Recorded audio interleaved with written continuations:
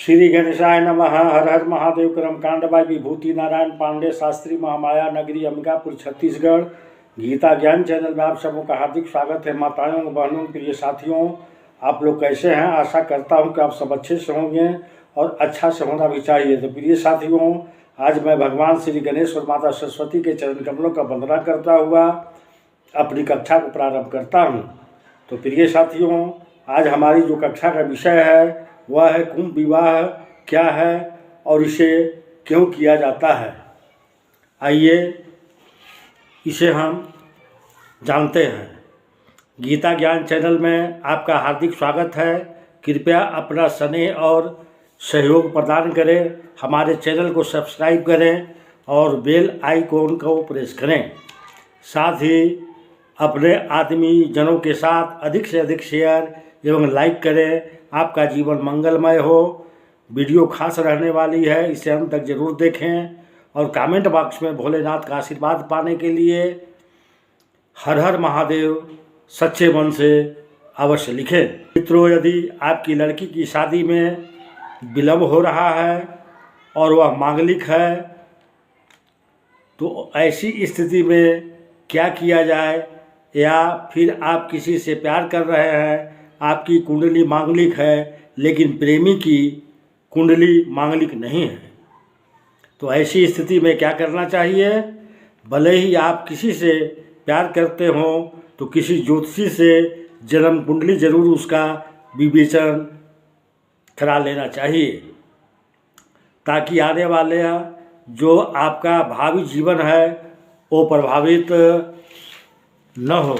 तो आज हम कुंभ विवाह या घट विवाह के बारे में आपको जानकारी देंगे। घट विवाह होता क्या है, यह कब करना आवश्यक होता है, इस प्रकार से हम सभी जानते हैं। 1, 4, 7, 8 और 12वें भाव में यदि मंगल बैठता है तो लड़की मांगलिक होती है। आपकी कुंडली मांगलिक है और लड़के की कुंडली मांगलिक नहीं है तो फिर आप अपनी बच्ची का कुंभ विवाह करा लें तो मंगल दोष समाप्त हो जाता है। धर्म सिंधु में भी इसका विवरण दिया हुआ है और उसमें यह उपाय बताया गया है। घट का अर्थ होता है घड़ा, कुंभ जिसमें हम जल भरते हैं। उसमें ऐसा माना जाता है कि भगवान विष्णु का उसमें वास होता है। भगवान विष्णु का वास पीपल के पेड़ पर, शालिग्राम में और घट में, ये तीनों जगह पर उनका वास माना गया है। तीनों से विवाह कराने का हमारे शास्त्रों में उल्लेख है। घट विवाह कराने से इसका तात्पर्य यह हुआ कि अब आपने अपनी बच्ची का विवाह भगवान विष्णु से करा दिया। मंगनी के समय यह दोष खलनायक की तरह ये काम करता है। सभी दिशाओं में से अच्छी मिलान होने के अलावा किसी एक दोष की वजह से छुटकारा पाना है। केवल मंगल दंपति के बीच विवाह में अलगाव एक मात्र कारण है। कभी कभी लड़की या लड़के के कुंडली में विधवा या विधुर होने का योग होता है।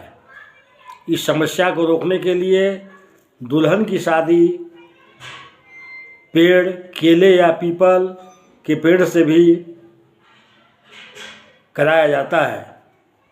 कुंभ विवाह तब होता है जब किसी कन्या के कुंडली में मांगलिक या दोहरे मांगलिक दोष होते हैं।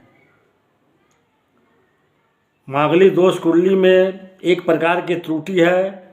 मांगलिक दोष वह है जो शादी के बाद परिणामों को दर्शाता है। कुंभ विवाह सिर्फ एक साधारण शादी की तरह ही है। उदाहरण के लिए, अगर किसी लड़की के कुंडली में मांगलिक दोष यदि है तो उसे यह अनुष्ठान कराना होगा। सब कुछ असली शादी की तरह है। लड़की को शादी के पोशाक और गहने पहनने पड़ते हैं, केवल सिंदूरादान नहीं होता है। माता पिता मिट्टी के बर्तन के साथ कन्यादान और फेरे करते हैं। पंडित जी मांगलिक विवाह की तरह सब कुछ संपन्न करवाते हैं। विवाह का कार्य समाप्त रोह के बाद लड़की मांगलिक दोष से बाहर हो जाती है। अब वह असली व्यक्ति से शादी कर सकती है और शादी के बाद उसे कोई समस्या नहीं होती। अब उसके पति मंगल दोष से सुरक्षित हैं। मिट्टी का घड़ा लड़की का पहला पति है। यह एक निर्जीव चीज़ है। प्रिय दर्शकों, अब जानते हैं कुंभ विवाह का लाभ क्या है। भारतीय पौराणिक कथाओं के अनुसार यह अमान्य और शून्य हो जाता है। मान लीजिए कि उसकी शादी पहली शादी है, मिट्टी के घड़े में लड़की के सभी दोषों को ले लिया है, इसलिए मंगल अब प्रभावित नहीं करेगा। यह समारोह अपने आप में आश्चर्यजनक है।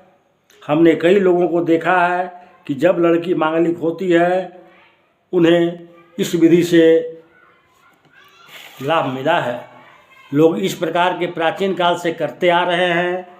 इस प्रकार लोगों ने इसके परिणाम देखे हैं।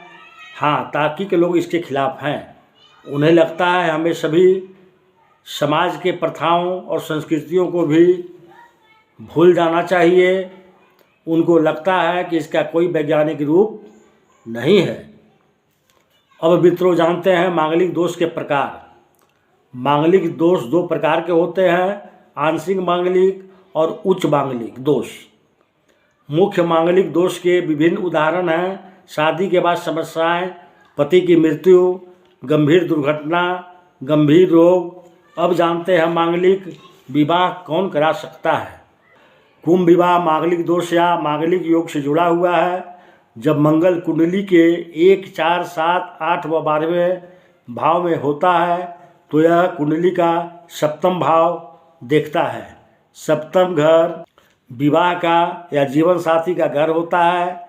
वैदिक ज्योतिष के अनुसार सप्तम भाव में मंगल का प्रभाव यह वैवाहिक और दाम्पत्य जीवन के लिए अच्छा नहीं माना जाता है। लगभग 40% कुंडली में मांगलिक योग होता है। कुंडली के गहन अध्ययन के बाद ही मूल्यांकन कर सकते हैं। कुंडली के पूर्ण अध्ययन के बाद यह देखा गया है कि केवल 10% से 12% लोग मंगल के प्रतिकूल प्रभाव से प्रभावित हैं। इसके अलावा मित्रों, कुंभ विवाह को तलाक या तलाक जैसी समस्याओं से परेशानी से बचने के लिए भी कर सकते हैं। मांगलिक दोष का प्रभाव किशोर या युवा जोड़ी के लिए लड़के या लड़की के बीच भयानक झगड़े, औपचारिक रूप से प्रेम विवाह या अरेंज मैरिज में जोड़े के जोड़े दुल्हन और दूल्हे परिवारों के बीच गलतफहमी परिणाम, सगाई से ठीक पहले या सगाई के बाद भी रिश्ते टूटना, वैवाहिक जोड़ी के लिए झगड़े, गलतफहमी, मानसिक आहार और एक दूसरे को बर्दाश्त नहीं कर सकते, परिणाम तलाक, दूसरी शादी तक पहुंच जाती है। एक मांगलिक व्यक्ति शादी से पहले कुंभ विवाह कर अपने वैवाहिक जीवन को बचा सकता है। लोगों को यह पूजा घर में नहीं करना चाहिए। इस पूजा को आप मंदिर में या गौशाला के अंदर करनी चाहिए। यह कुंभ विवाह एक अघोषित विवाह है। माँ, मामा और भाई शामिल हो सकते हैं। कुंभ विवाह के लिए कोई मुहूर्त नहीं होता है। दोस्तों, शादी होने के बाद